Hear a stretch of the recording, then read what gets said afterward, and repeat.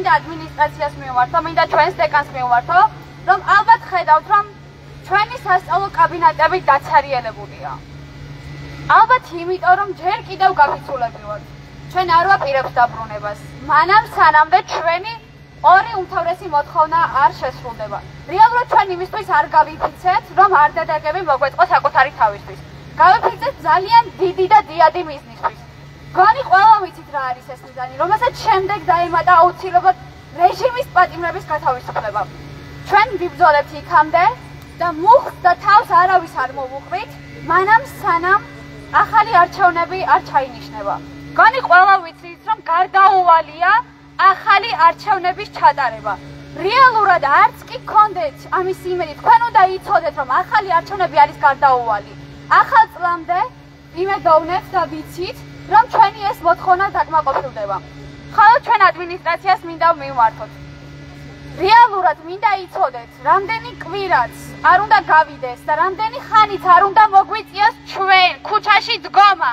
ვიდექით სიცივეში, წვიმაში არ დავუშვებთ. რეალურად საჯარო მოხელეები უნდა ვიყოთ ჩვენ. ჩვენ არ ვაპირებთ ქულებზე დავიწყოთ წუწუნი.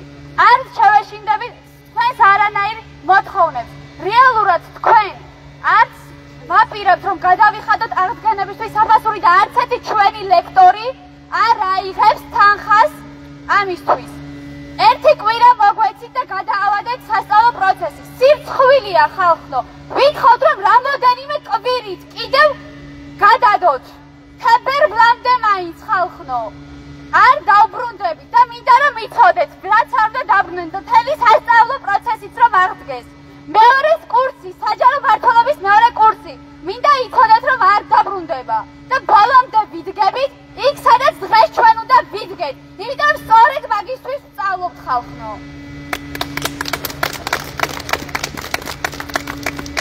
მინდა შეგახსენოთ ყველას დღევანდელი სიტუაცია. საქართველოში ხალხო თვალზე, ანუ ჩვენი რეალობა რა არის? დღეს საქართველოში საკონსტიტუციო გადატრიალებაა. რეალურად პარლამენტს აქვს ფუნქცია დაკარგული. ქმედ უნდა რომ პარლამენტი ყავს. მითხარით რომელიმე პასუხი გამეცით, რა თქმა უნდა რიტორიკული კითხვაა ეს. როგორ აპირებს დე-ფაქტო მთავრობა, რომელსაც საერთაშორისო დონეზე აქვს სანქციები, როგორ უნდა მართოს ქვეყანა, როგორ დაიცავს ქვეყანას ის უსაფრთხოების მინისტრი, რომელიც ტერორისტებთან იდგას. მითხარით როგორ აპირებენ ეს ხალხი რეალურად იმ პროცესების ყოველდღიურად, ყოველკვირეულად, ყოველთვიურად განხორციელებას, რომელსაც რეალურად ქვეყნის სამართავად გჭირდება. ისინი ამას ვერ შეძლებენ. დასანქცირებული პირები, რომლებიც რეალურად მხოლოდ საკუთარი მიზნებისთვის იყენებენ ამ ყველაფერს, მითხარით რა უნდა გააკეთონ ჩვენთვის. გთხოვთ, ჩამოდით. თქვენი პროტესტი გამოიხატებოდა სასწავლო პროცესის შეწყვეტით. გთხოვთ, გააგრძელეთ და დაგვიდეკით მხარში. იმიტომ რომ რეალურად აქცია არის ის, სანამ ჩვენ შედეგზე არ გავალთ. არც ერთი ჩვენი მოთხოვნა არ დაკმაყოფილებულა იმისთვის, რომ ჩვენ უკან დავბრუნდეთ. ეს ყველაფერი დამიჯერეთ გარდაუვალია. არც კი იფიქროთ, რომ ვინმე უკან დაიხევს.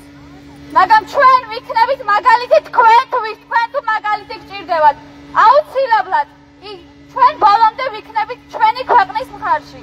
იმიტომ არ ვაპირებთ დღევანდელ პოლიტიკოსებს დავემსგავსოთ. რისთვის ვსწავლობთ?